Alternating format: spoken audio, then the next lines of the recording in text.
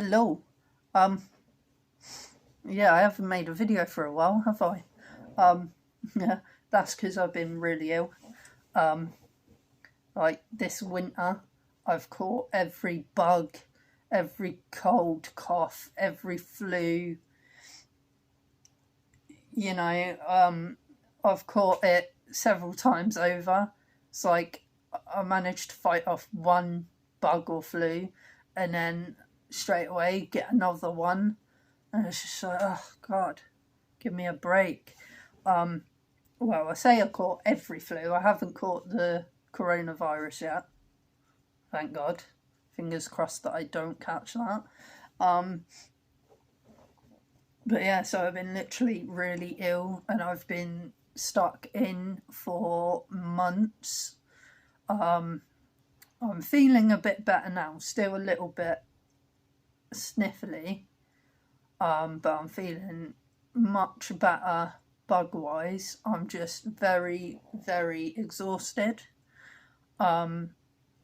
because my body has been fighting off these flus and whatnot.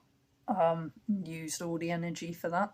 But yeah, I wanted to talk a bit more about, in this video, I wanted to talk about chronic illness and disability and catching the flu and what it's like for us. So basically, I'll start with first giving you some facts about flu and stuff.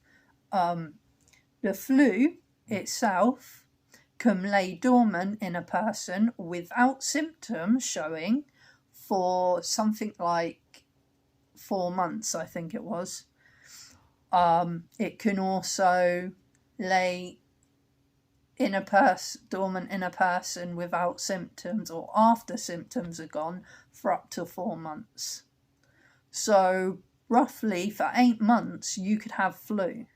Yeah, you may only have the symptoms for 1 or 2 weeks, but you'll have the flu can have the flu for up to 8 months, roughly, I think, or was it 6 months? 6 to 8 months, we'll say, so you can have the flu and pass it on in that time, even though you don't have the symptoms. Now, most people think, oh, once the symptoms are gone, the flu is gone. It's not. It's still there. You can still pass it on. So you have to take steps to make sure you don't pass it on. So if you're coughing and sneezing, do it into a tissue and then throw that tissue in the bin and wash your hands. And to be honest, I think that should be a general practice. That shouldn't just be, oh, when you've got flu. That should be a general practice. You should do that all the time when coughing and sneezing, rather than letting your germy spittle out into the world, spraying everyone with it. You should cover your nose and mouth with a tissue, catch it all in there, wrap the tissue up, throw it in the bin, wash your hands. Or if you're not somewhere where you can wash your hands, use some of the gel, the antibacterial gel.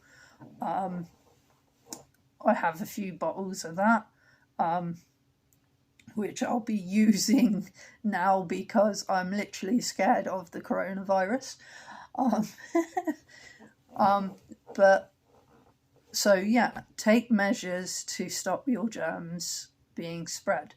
I know some people might think I'm a bit rude and I'm a bit fussy, but I'm not trying to be rude and fussy. I know I'm probably coming across that way when I moan about people spreading their germs, but I'm doing it to protect my own health, and my own safety.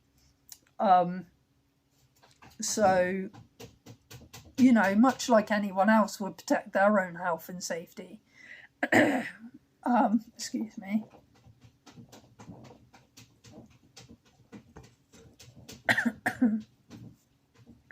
But yeah, so because with me, where I am disabled and chronically ill, my immune system is horrible. It doesn't work properly, and I catch illnesses like flus and stuff really easily, and then I am sick then for not just the usual 2 weeks, I'm sick for 2-3 months, you know,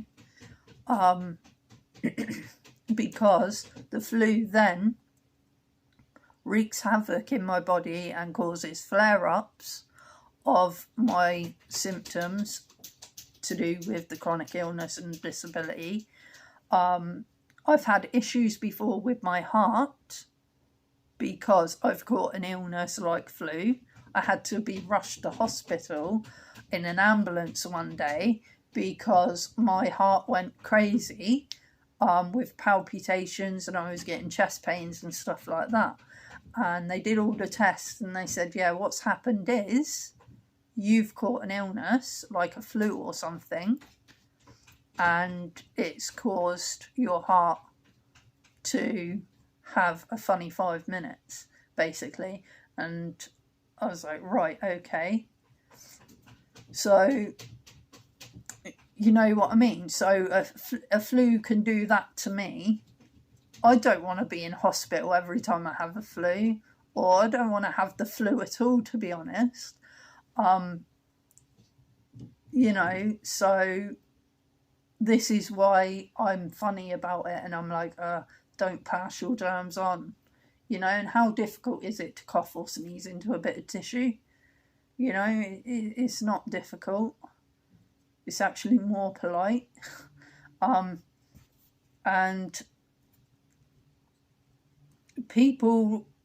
elderly people and disabled people are more at risk of flu. And let's not forget that flu can mutate into pneumonia. Flu can kill people, pneumonia can kill people. That's exactly how my dad went, in a way. He had just got out of hospital from having heart surgery. He caught flu from someone. Then that flu mutated into kind of pneumonia.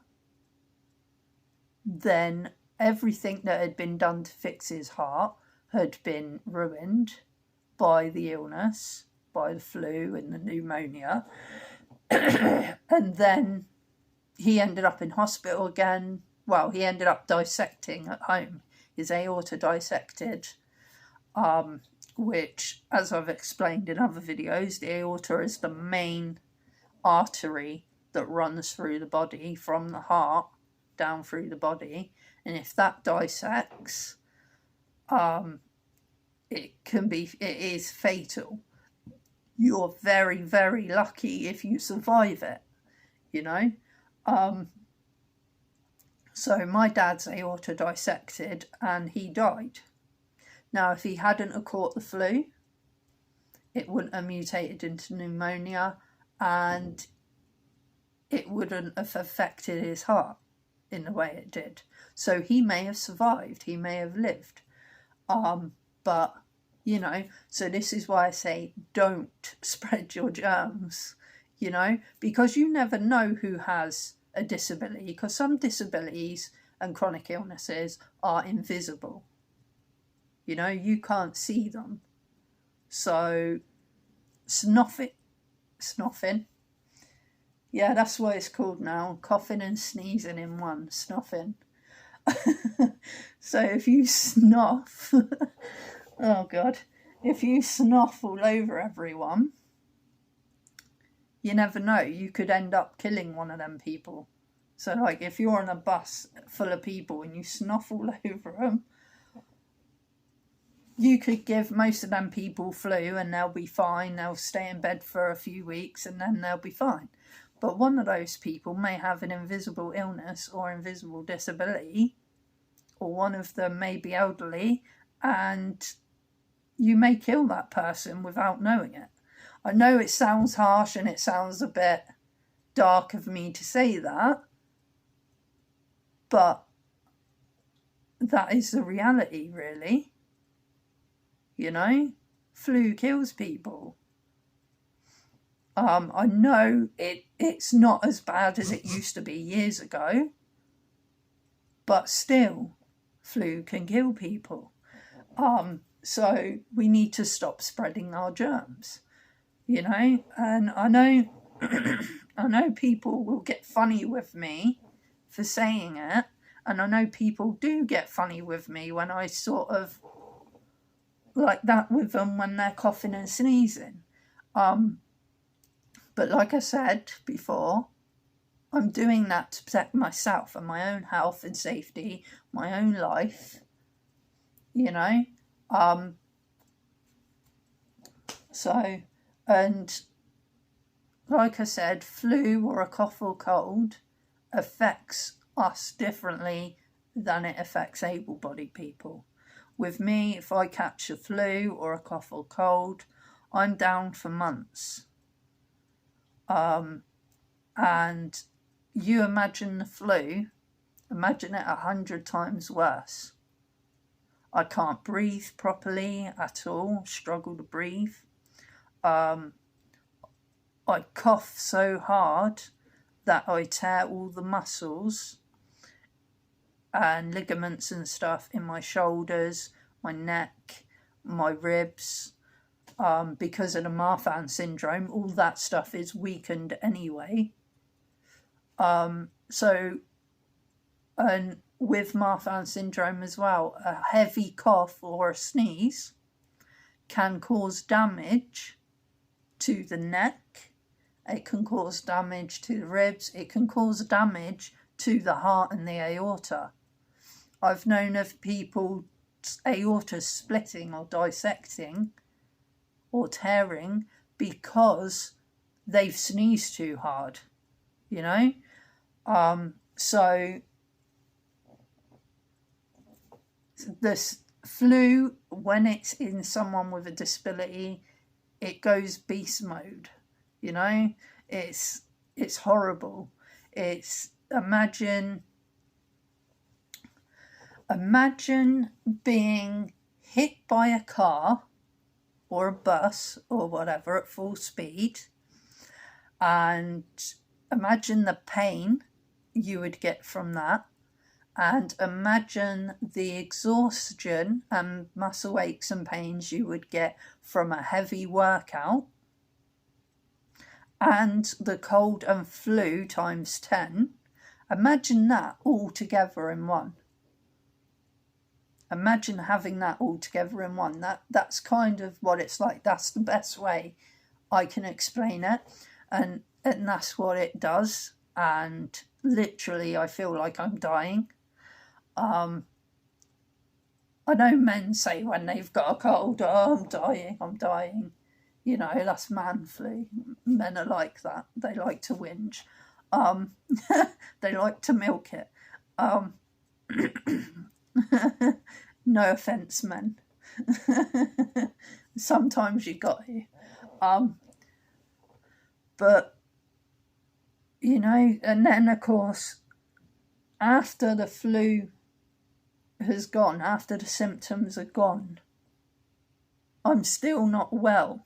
I'm still completely exhausted, completely in pain. And because the flu has caused all flare-ups to happen from my chronic illnesses, from the fibromyalgia, the osteoarthritis, and the Marfan syndrome.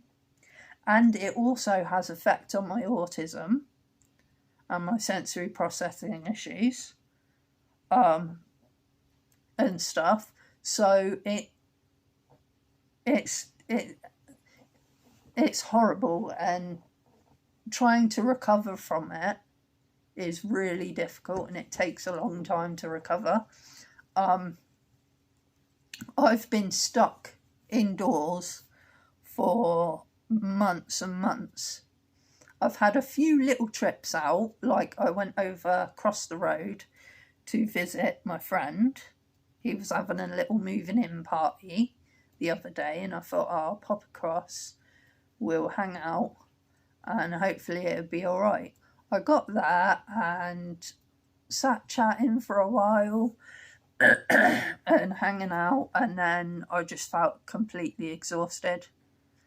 And I was trying not to fall asleep, because it's rude, isn't it? When you're at a party, you don't want to be falling asleep. You know, it's rude to the host and stuff like that. But I was trying to stay awake, and because I was so tired, obviously I didn't want to drink alcohol, or I wanted to drink some alcohol, but I was struggling to. I was struggling to do anything, struggling to make conversation, you know, struggling to breathe. And I just thought, I don't want to go home, because I've been stuck at home for months and it is starting to drive me crazy. So I need to be out and about and have a change of scenery. So I stayed out, but then eventually, towards the end of the party, I was like, no, I want to go home now.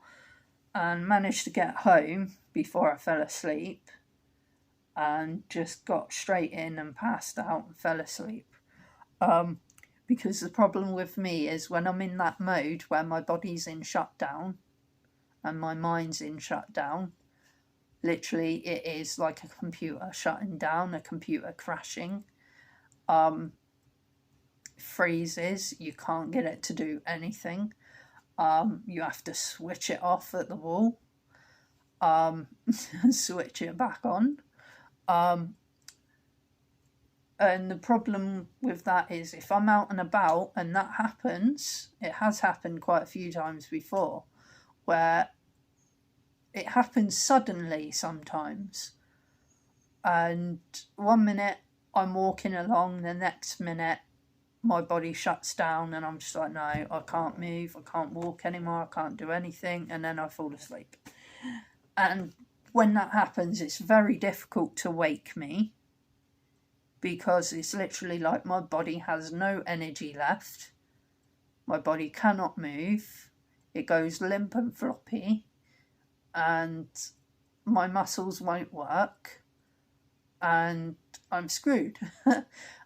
So that in that case, then John has to, if he's out with me, he has to pick me up, and he'll have to kind of carry me home or whatever, you know, get me a taxi home and stuff. You know, and I don't want that to be happening when I'm out and about, you know. It's inconvenient. People stare when that happens because they don't understand what's going on, and they think I'm actually drunk when I'm not. I mean, fair enough, if I am drunk and I'm acting like a complete lemon, fair enough, stare. You know, I would. If someone was drunk and acting like a lemon, I'd look. I'm not going to lie. I'd look and I'd be like, what the hell? What have they been drinking, and can I have some? You know, because that looks like fun. But no, and half the time I'm not drunk. It's just the fact that I've been shopping and my body's finally gone, you know what? Can't be dealing with this anymore. I'm going to go to sleep. And my brain's like, no, but we still got to go to Boots and pick this thing up. And my body's like, I don't care. I'm going to sleep. So, you know, and I don't want that to happen, which is partly why I got the wheelchair, the electric wheelchair, so that when I'm out and about, I use less energy when I'm walking around, like especially when I have to go long distances or go around the shopping centres and stuff like that, because then I'm using less energy. And then also, if my body does shut down,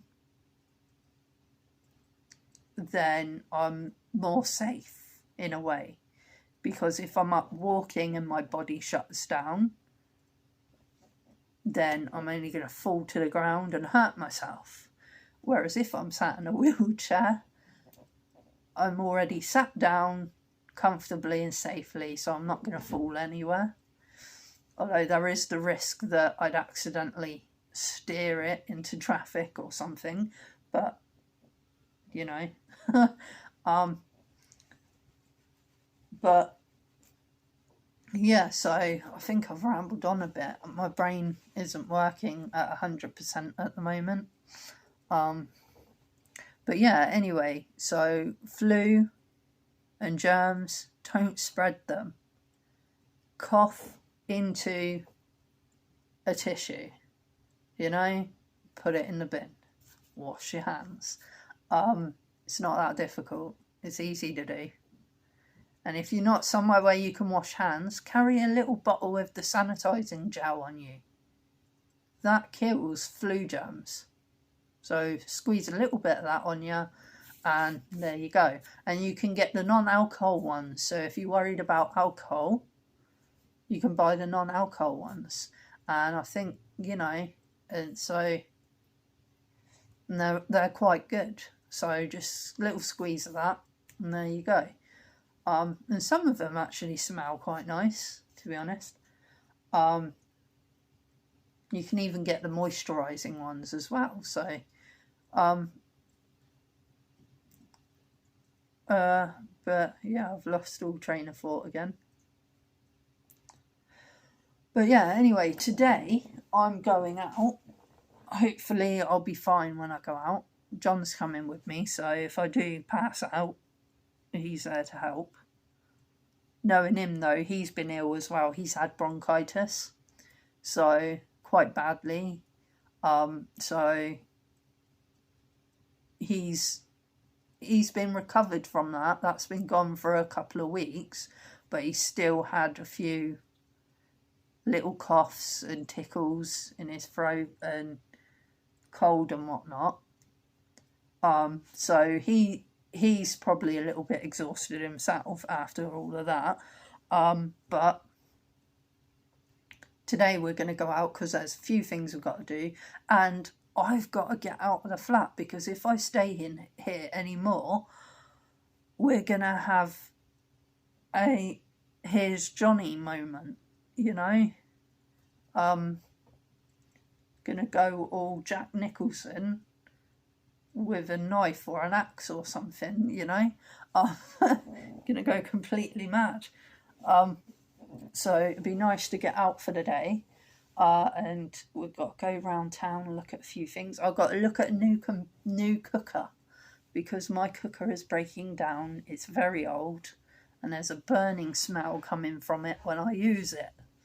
And I've cleaned it several times, but still a burning smell. So I think it's safer to get a new one.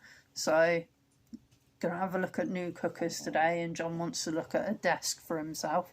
So, and I think there are a few other things I want to do, but can't remember them right now. It's a case of I remember it when I get there and I'm going past the shop in town. I'm like, oh, that was it. But yeah, John's looming over me. What do you want? I was going to say, here's Johnny, but the moment passed. Oh, okay. I was going to do that, here's Johnny, but the moment passed. Oh. Crazy. But yeah, anyway, so I think I've rambled on enough. And as I said, don't pass on the flu. It can kill people. Thanks for watching. See you all later. Bye-bye.